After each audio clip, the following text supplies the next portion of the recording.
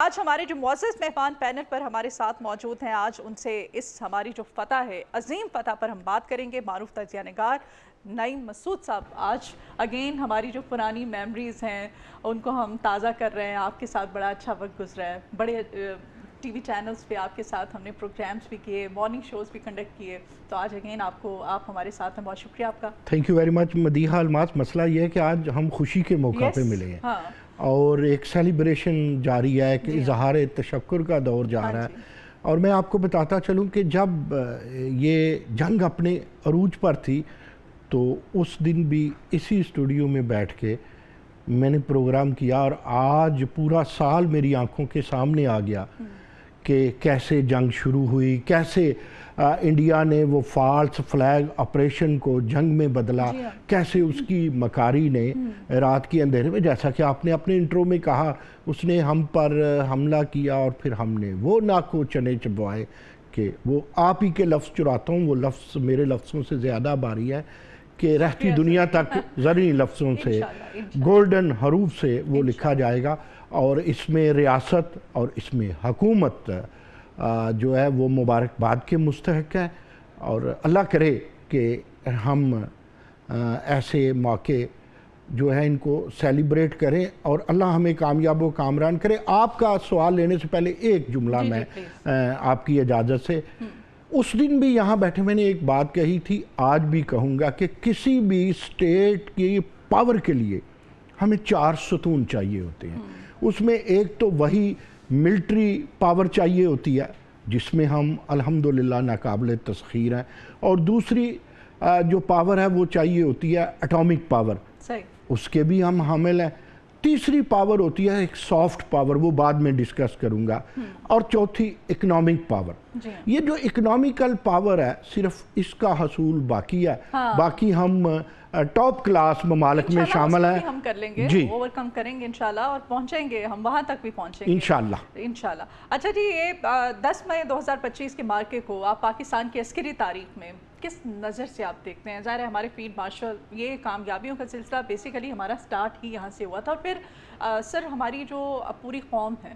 اپنے سیاسی اختلافات کو بالائے طاق رکھ کر کے انہوں نے جس طرح سے یونٹی کا مظاہرہ کیا ایک پلیٹ فارم پہ، میں نے اور یقین کریں جب ہم ٹرانسمیشنز کر رہے تھے، جب ہم آن ایئر ہوتے تھے تو ایسے رونگٹے کھڑے ہو جاتے تھے، خون ایسے جوش مارتا تھا، ایسے لگتا تھا ہم بارڈر پہ کھڑے ہیں، ہم سرحد پہ کھڑے ہو کے دشمن کے ساتھ لڑ رہے ہیں۔ دیکھیں، مجھے مدیحہ الماس کا وہ زمانہ بھی یاد ہے جب 2012 میں اب تھے، آپ بھی، آپ کا جوش ولولہ اور حب الوطنی وہی ہے، اور آپ کو بھی اس موقع پر ڈھیروں مبارک ہو۔ میں ایک عرض کروں،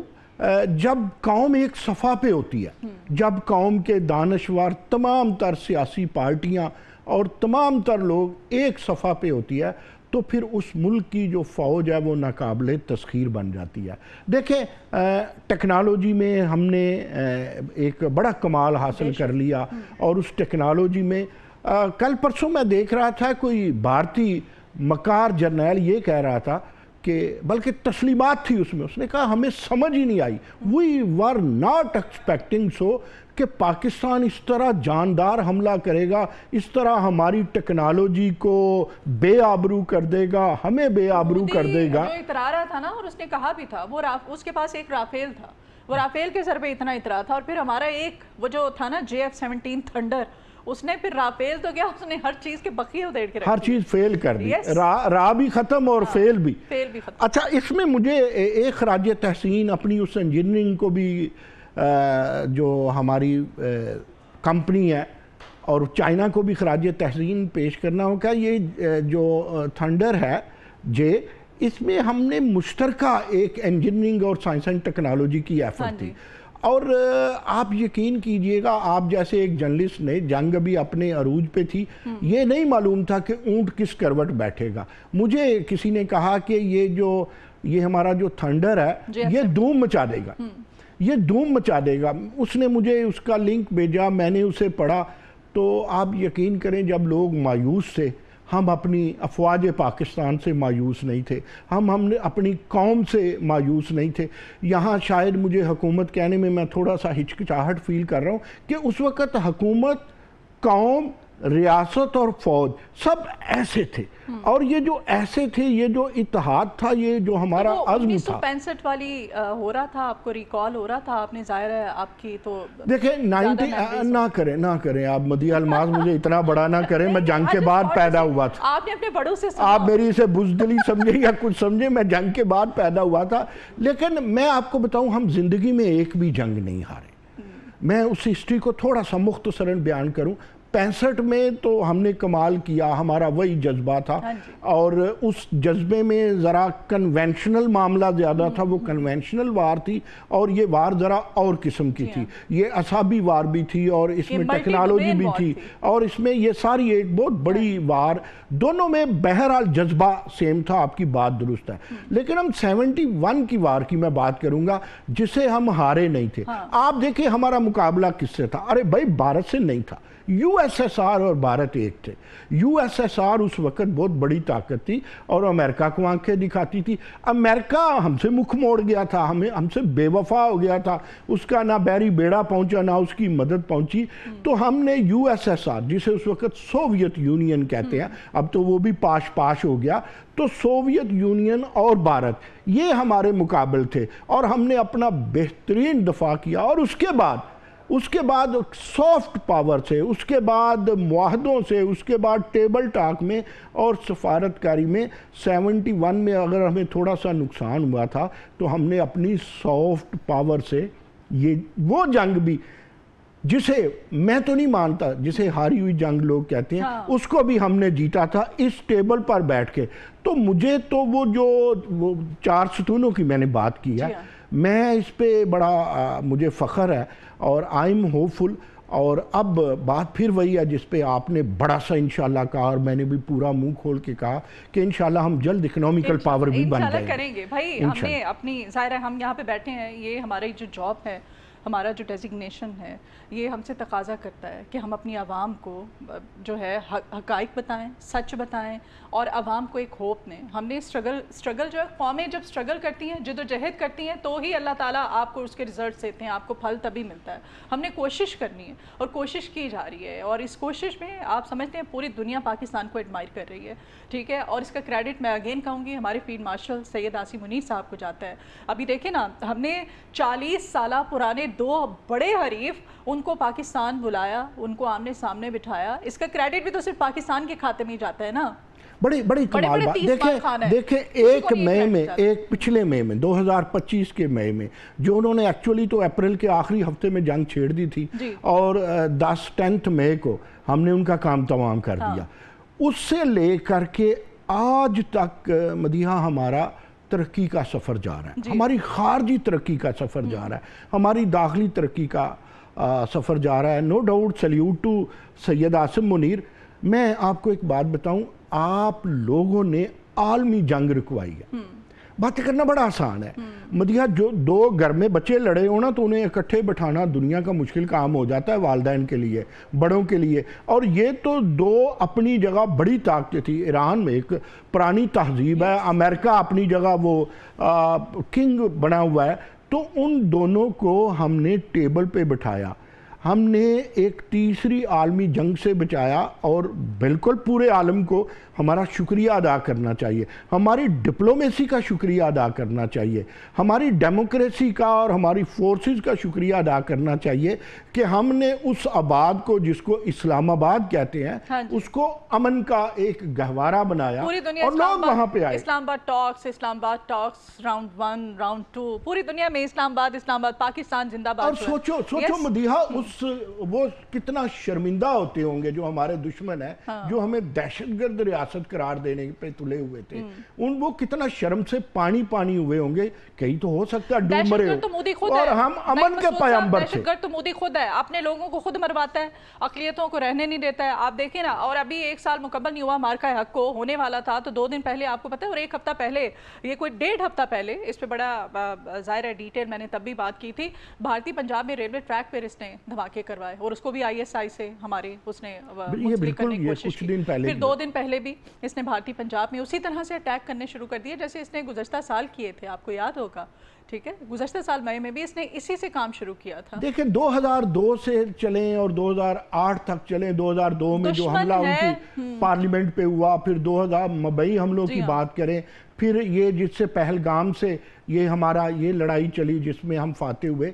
آپ دیکھیں ہر جگہ پر بھارت نے مکاری سے کام لیا۔ اسے غرور تھا مدیحہ، اور وہ غرور اور وہ تکبر کیا تھا، وہ یہ سمجھتے تھے کہ امریکہ میں اور مغرب میں ہماری لابیاں سفارتکاری میں بہت آگے ہیں، اور یقین کریں ان کے آنسوں پونچھنے والا انہیں مغرب سے بھی کوئی نہیں ملا۔ انہیں ٹرمپ سے بھی ڈانٹ پڑی، اور اسے مغرب نے بھی کہا کہ یار جسے تو دہشت گرد ریاست کہتا تھا وہ تو امن کی پیامبر بنی ہوئی ہے، وہ تو امن پسند بنے ہوئے ہیں، وہ اپنے نبی پیغمبر امن کی سنت پہ چل رہے ہیں، جو جنگ اور جنون میں بھی اخلاقیات کو نہیں بھولتے۔ تو میں سمجھتا ہوں کہ ایک تو بہت بڑی اس کی ٹیکنالوجی کو شکست ہوئی،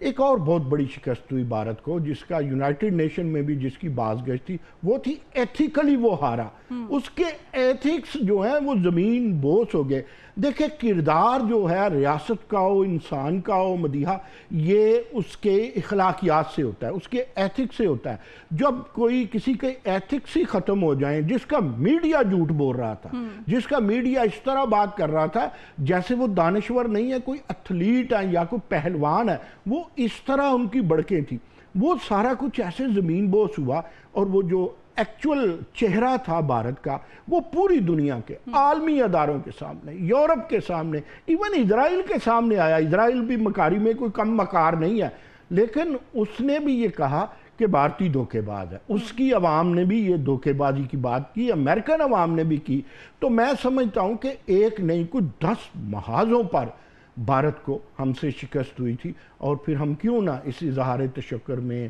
اور بہرحال آپ کے چینل کو بھی مبارکباد۔ آپ یقین کریں میں خوشی سے پھولے نہیں سما رہا آج کہ یہ وہی جگہ ہے کہ ہمیں جنگ کا ڈر تھا اور کان باہر لگے ہوئے تھے، اور آج یہ وہی جگہ ہے جہاں نعیم مسعود اور مدیحہ الماس فاتح کے طور پہ بیٹھے، الحمدللہ، اور ہمارا میڈیا بھی جیتا تھا، سنجیدگی میں جیتا تھا، خبریت میں جیتا تھا، اور آپ دیکھیں تدبر میں جیتا تھا، حقائق بتانے میں، ٹھیک ہے، سچی خبریں دینے میں۔ ان کے میڈیا کی طرح نہیں، انہوں نے کہا تھا کہ ہم نے لاہور میں اس وقت سمندر، وہ حد ہو گئی جھوٹ کی، کہ لاہور میں بھی سمندر آ گیا اور ہم نے ان کے جو ہے اس پہ قبضہ حاصل کر لیا اور ہم پہنچ گئے ہیں وہاں پہ۔ تو یہ سارے حقائق جو ہیں ان کا میڈیا دکھا رہا تھا۔ بہرحال ہم تو حق اور سچ آج بھی دکھا رہے ہیں اور بتا رہے ہیں۔ اچھا، کل جو ویژولز دکھائے گئے DGISPR کی جانب سے، جو پریس بریفنگ تھی، ظاہر ہے سیلیبریشنز تھی، تو پریس بریفنگ عوام کو تمام طرح کا، اس میں ویژولز دیکھے میں نے، اور ویسے بھی ہم دیکھتے رہتے ہیں، بھارتی فوج جو ہے وہ مودی کی طرح، مودی نے اس کا جو ذہنیت ہے وہ بالکل اپنے جیسی کر لی ہے۔ وہ پنڈتوں کے پاس پہنچے ہوئے ہیں، دھمال ڈال رہے ہیں، پنڈت جو ہیں وہ وہاں پہ بھجن گا رہے ہیں، اور وہ سارا مطلب کہ کیا مودی نے میڈیا ہو، اپنی فوج ہو، اپنی جو ہے اس کے سیاستدان ہو، ہر جگہ پہ اس نے اپنے جیسی ذہنیت سب کی کر دی ہے۔ دیکھیں مودی کا معاملہ یہ ہے کہ توہم پرستی انہیں لے ڈوبی ہے۔ ہمارے ISPR کی جانب سے بھی ایک خبر آئی تھی نا کہ بھئی تو اپنی فوج کو آزاد تو کر۔ ان کی فوج، یقین کیجئے گا، آپ نے بالکل درست لفظ استعمال کیے کہ مودی کی سوچ کے تناظر میں سوچتے ہیں۔ ان کی فوج اب پروفیشنل فوج نہیں رہی۔ آپ جو نئی انٹرنیشنل رینکنگ ہے اس کو اگر دیکھیں تو ہماری جو پاکستانی فوج ہے، پاک فوج ہے، یہ رینکنگ میں بہت اوپر چلی گئی ہے۔ وجہ ان کی یہی باتیں ہیں کہ ان کی فوج سیاسی نعروں پہ، ان کی فوج میڈیا کی افواہوں پہ، اور اس کی فوج، دیکھیں جب کوئی جھوٹ کی بنیاد رکھے گا، کوئی اپنی خشت اولی جنگ کی ہو یا کسی عمارت کی ہو، آپ خشت اولی جھوٹی رکھیں تو آپ کہیں کہ وہاں فلک بوس عمارت اس پہ قائم ہو جائے گی، وہ نہیں ہوگی۔ جتنا جھوٹ مودی بولتا ہے، جتنا جھوٹ ان کا میڈیا بولتا ہے، اور اتنا ہی جھوٹ ان کی فوج بولتی ہے، اور جھوٹ مار جاتا ہے، جھوٹ کھا جاتا ہے۔ وہی میں نے آپ کو بات کی نا کہ ان کو جو ایتھیکلی وہ جو ہارے ہیں، جو ان کی اخلاقیت دام توڑ گئی ہے، ان کو ایک دفعہ پھر ری آرگنائز ہونا پڑے گا، بہت ساری چیزوں میں ری آرگنائز ہونا پڑے گا۔ آپ کو لگتا نہیں مدیحہ کہ بھارتی تھوڑا فلمی سے ہو گئے ہیں؟ فلم بنائی، فلم دیکھی، 2 گھنٹے 2 گھنٹے میں پوری زندگی دکھا دی، تو وہ فلمی نہیں چلتا۔ اس کے بعد انہوں نے فلم بنائی تھی نا جس میں انہوں نے کراچی کا سارا لیاری دکھا دیا اور پتہ نہیں کیا کیا، اور اس میں سارا، اور پھر انہوں نے کوشش کی اور بری طرح ناکام ہوئے۔ دیکھیں جنگ جو ہے نا وہ دھوکوں کا کھیل نہیں ہے، وہ عزم کا اور وہ اب تعلیم کا اور اکنامکس کا کھیل ہو گیا، اور اگر وہ اسی طرح بھارت کرتا رہا جس طرح وہ کر رہا ہے تو یقین کرے بھارت کے ٹکڑے ٹکڑے ہوں گے۔ جنگیں جو ہیں یہ عزائم کے ساتھ جیتی جاتی ہیں، حوصلوں کے ساتھ جیتی جاتی ہیں، یہ کامل یقین کے ساتھ جیتی جاتی ہیں، یہ اور پھر میں سب سے بڑی بات میں ہمیشہ کہتی ہوں یونٹی کے ساتھ جیتی جاتی ہیں۔ یونٹی، آپ کی قوم آپ کے ساتھ ہے، تو آپ دیکھیں نا ہماری قوم نے جس طرح سے یونٹی کا مظاہرہ کیا، یہ آپ دیکھیں بارڈر ایریاز پہ ہمارے جو لوگ ہیں جو پورے کے پورے گاؤں نکل آتے تھے، ٹھیک ہے، بچے نکل آتے تھے، ٹھیک ہے، اور وہ پاک فوج جب اٹیک کر رہی ہوتی تھی تو ان کے ساتھ وہ اللہ اکبر کے نعرے بلند کرتے تھے۔ وہ ویژولز ہم نے دکھائے ہیں اور ہم اسٹوڈیو میں بیٹھ کے اللہ اکبر کے نعرے لگا رہے ہوتے تھے، اور ظاہر ہے تو یہ جنگیں اس طرح سے جیتی جاتی ہیں، یہ عزائم ہوتے ہیں قوموں کے، یہ حوصلے ہوتے ہیں۔ آپ کی بات کا میں فلسفہ سمجھاؤں کہ انڈیا میں انٹیگریٹی نہیں رہی، اور یہ صاف ظاہر ہے، it's open secret, there is lack of integrity. ان کے صوبے آپس میں یعنی ان کی ریاستیں لڑ رہی ہیں، وہاں تعصب ہے، اقلیتوں کی کوئی عزت نہیں ہے، کوئی احترام نہیں ہے۔ آپ اپنی ادھر دیکھیں کہ ہم درون خانہ، ہمارے ہاں سیاست بھی جو ہے وہ اپنے عروج پہ ہے، اور ہمارے ہاں انٹیگریٹی بھی اپنے عروج پہ ہے۔ جب وطن پہ بات آئے گی، جب سرحدوں پہ بات آئے گی، سوشل میڈیا دیکھا تھا، میں کہتی ہوں سوشل میڈیا نے حیران کر دیا تھا جب جنگ شروع ہوئی تھی، تو دیکھ کے اب یقین نہیں آتا تھا کہ آپ نے کیسے، میں نے اس پہ مدیحہ ایک باقاعدہ ریسرچ کی تھی۔ ہمارے سوشل میڈیا میں اور بھارتی جو سوشل میڈیا تھا اس میں زمین آسمان کا فرق تھا، اور پھر وہی فرق تھا کہ ہمارے سوشل میڈیا میں صداقت تھی، عزم تھا اور ایک بیکنگ تھی، ادھر صرف اور صرف بلاف تھا۔ جب آپ بلاف پہ زندگی نہیں، بلاف پہ لمحے تو گزر سکتے ہیں، صدیاں نہیں گزر سکتی۔ تو اتنی دیر کے پاکستان اور بھارت ایک دوسرے کے ساتھ جنگیں بھی ہوئیں، کئی دفعہ راستے بھی کھلے، کئی دفعہ اکنامکس پہ بھی ہوا، امپورٹ ایکسپورٹ بھی ہوئی، لیکن اس نے اپنا تکبر نہیں چھوڑا۔ ہم نے تو ہمیشہ، نئی مسعود صاحب سفارتی تعلقات آپ کے ساتھ تو سالوں کی ڈیبیٹ ہے، ہم ہمیشہ کرتے ہیں، ہم نے ہمیشہ کہا ہے ان سے کہ آئیں ڈائیلاگ کریں، بیٹھیں، آئیں آ کے بات کریں۔ ہم نے تو سفارتکاری میں اپنا پازیٹیو کردار، ہمیشہ پاکستان نے اپنا پازیٹیو رول پلے کرنے کا، اور کل بھی جب کشمیر کی بات ہوئی تو بتایا گیا کہ کشمیر جو ہے اس کو اپنا داخلی مسئلہ نہ سمجھے، یہ بھارت کا داخلی مسئلہ نہیں ہے، یہ اقوام متحدہ پر حل طلب، ایک جو اقوام متحدہ کی قراردادوں کے مطابق اس کا وہ ڈیسیژن ہونا چاہیے، ٹھیک ہے نا۔ اور یہاں پہ جب حق خود ارادیت کی بات آتی ہے تو وہ بھارت کی اس میں وہ مامے خان بن جاتا ہے، تو وہ ایسا کچھ بھی نہیں۔ ان کی ڈیموکریسی پہ کتنا زوردار تمانچہ ہے کہ وہ خود 370 لائے کہ کشمیر پہ ہر کوئی جا سکتا ہے، جو خاص حیثیت تھی۔ ہم نے اپنے آزاد جموں کشمیر کو جہاں سینے سے لگایا ہوا ہے وہاں اسے آزاد حیثیت بھی دی ہوئی ہے، اور اسے ایک انڈیپینڈنٹ حیثیت بھی دی ہوئی ہے، انہیں ایک سوچ اور فہم کی آزادی بھی دی ہوئی ہے۔ اور ادھر وہ کبھی آئین میں ترمیم کرتے ہیں، مجھے نہیں سمجھ لگتی کہ وہ کس کو ڈیموکریسی کہتے ہیں اور کس کو حب الوطنی کہتے ہیں۔ دیکھیں وہ کتنا بڑا فراڈ تھا، ایک وہ بھی بہت بڑی فلم تھی کہ ایک سکھ خاتون اور ایک مسلم خاتون کو تاریخ میں پہلی دفعہ جنگ کے بعد انہوں نے ایکسپلینیشن کے لیے، بڑے جرنیل مر گئے تھے، کیا ان شرم سے پانی تھے، کہیں آنسوؤں میں ڈوبے ہوئے تھے، دو خواتین کو سامنے لا کے اپنی طرف سے مسلم اور سکھ کو سیکولرزم کا چہرہ دکھانے کی کوشش کی۔ تو یہی میں کہتا ہوں فلمی نہیں چلے گا۔ اس نے آپریشن کا نام بھی تو آپریشن سندور رکھا ہوا نا، وہ کون سا مردانہ نام ہے، وہ آپ سندور کی اور کل یہ کہا بھی نام، اس پہ ان کی بڑی پکڑ دکڑ ہو چکی ہے۔ میں ایک جاتے جاتے مدیحہ آپ کو خوشخبری دینا چاہتا ہوں، جس طرح آپ نے کہا نا انشاءاللہ ہم اکنامک پاور بھی بنیں گے۔ کل پرسوں ایک تنظیم ہے higher education advocacy and development, ایک عجیب سا سیمینار اس میں میں شامل ہوا، انہوں نے سافٹ پاور پہ کیا سیمینار۔ اس سافٹ پاور میں یہ تھا کہ یونیورسٹیوں میں آپ لوگ تھنک ٹینک بنائیں جو سفارتکاری پالیسی سازی سکھائیں، تاکہ یہ جو آپ کا نوجوان طبقہ ہے کل کو سوشل میڈیا پہ بیٹھے، کل کو یہاں کسی پروگرام میں بیٹھے، کل کسی بھی جگہ پہ بیٹھے تو وہ جو سافٹ پاور ہے، وہ جو برتری ہے علمیت کی، وہ جو سفارتکاری اور پالیسی سازی ہے، اس میں بھی میں آپ کی وساطت سے وزارت خارجہ کو کہوں گا کہ ان کے ISSI کے نام سے جس طرح انسٹیٹیوٹ آف اسٹریٹجک اسٹڈیز اسلام آباد ہے، وہ وائس چانسلر کو بلائیں، ڈین کو بلائیں، نئی نسل کو بنائیں، اور ان کی یہ پالیسی سازی میں اور سفارتکاری میں کہ کس طرح بات کرنی ہے۔ آپ کے پاس گرین پاسپورٹ ہے، آپ چونکہ بات آپ نے گرین پاسپورٹ کی